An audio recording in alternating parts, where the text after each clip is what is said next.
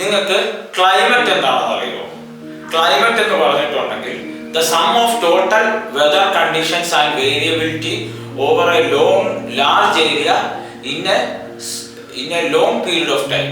അതായത് ഒരു long period of ടൈമിൽ ഒരു വലിയ സ്ഥലത്ത് അവിടുത്തെ കാലാവസ്ഥയുടെ ആകെത്തുക, അതിനെയാണ് ക്ലൈമറ്റ് എന്ന് പറയുന്നത്. ഇനി വെതർ എന്താണെന്ന് അറിയുമോ? വെതർ എന്ന് പറഞ്ഞിട്ടുണ്ടെങ്കിൽ ഒരു സ്ഥലത്തെ അറ്റ്മോസ്ഫിയറിക് കണ്ടീഷൻസ്, ഒരു സ്ഥലത്തെ ഒരു പർട്ടിക്കുലർ ടൈമിലുള്ള അറ്റ്മോസ്ഫിയറിക് കണ്ടീഷൻസിനാണ് നമ്മൾ വെതർ എന്ന് പറയുന്നത്.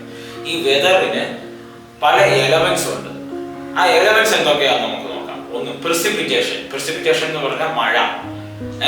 രണ്ട് ഹ്യൂമിഡിറ്റി എന്ന് പറഞ്ഞിട്ടുണ്ടെങ്കിൽ നമ്മളുടെ ഈ അന്തരീക്ഷത്തിലെ ഒരു ഈ വെള്ളത്തിൽ വാട്ടർ വേപ്പറിന്റെ അവസ്ഥ കൂടുമ്പോഴാണ് ഹ്യൂമിഡിറ്റി കൂടുക എന്ന് പറയുന്നത്, ഹ്യൂമിഡിറ്റി.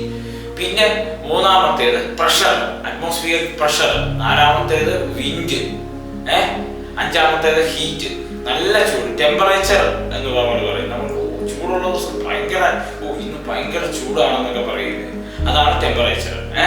അപ്പോൾ നമ്മൾ ചില ദിവസങ്ങളിൽ കാണാറുള്ളത് ഇന്ന് ഭയങ്കര മഴയുള്ള ദിവസമാണ്, ഇന്ന് ഭയങ്കര മൂടലുള്ള ദിവസമാണ്, അല്ലെങ്കിൽ ഇന്ന് ഭയങ്കര ഡ്രൈ ആയിട്ടുള്ള സമയമാണ്, ഇന്ന് കൂടുതൽ ഹ്യൂമിഡിറ്റി ഉള്ള സമയമാണ്. ഇങ്ങനെ നമ്മൾ ചില ദിവസം ഇറങ്ങുമ്പോഴേക്കും ഇന്ന് പ്ലസന്റ് ആയിട്ടുള്ള ഒരു ക്ലൈമറ്റ് ആണ്, ഇങ്ങനെയൊക്കെ നമ്മൾ പറയാറുണ്ട് അല്ലേ? അപ്പം ഇനി നമ്മുടെ ഇന്ത്യയിൽ ഏതൊക്കെ കാലാവസ്ഥകൾ നോക്കാം. ഇന്ത്യയിലുള്ള കാലാവസ്ഥകളാണ് summer season, winter season, rainy season. അപ്പം ഇന്ത്യ ഈ ലോകത്ത് പല സ്ഥലവും പല കാലാവസ്ഥ ഇതായിട്ടാണ് അറിയപ്പെടുന്നത്. പല കാലാവസ്ഥ മേഖലയായിട്ട് പല സ്ഥലം തിരിച്ചിട്ടുണ്ട്. ഇന്ത്യ എന്താണ് പറയുന്നത് വെച്ചിട്ടുണ്ടെങ്കിൽ മൺസൂൺ മേഖല എന്നാണ് പറയുന്നത്. അതായത് ലോകത്തെ എല്ലാ സ്ഥലങ്ങളെ പല സ്ഥലങ്ങളെ പല പല ക്ലൈമറ്റ് ടൈപ്പ് ആയിട്ട് തിരിച്ചിട്ടുണ്ട്. അപ്പൊ ഇന്ത്യയിലെ ക്ലൈമറ്റ് ടൈപ്പ് എന്ന് പറയുന്നത് മൺസൂൺ ടൈപ്പ് എന്നാണ് അറിയപ്പെടുന്നത്. കാരണം നമ്മുടെ ഇവിടെ മൺസൂൺ കേന്ദ്രീകരിച്ചാണ് ഇന്ത്യൻ സബ് കോണ്ടിനെന്റ് നിലനിൽക്കുന്നത് അല്ലെ.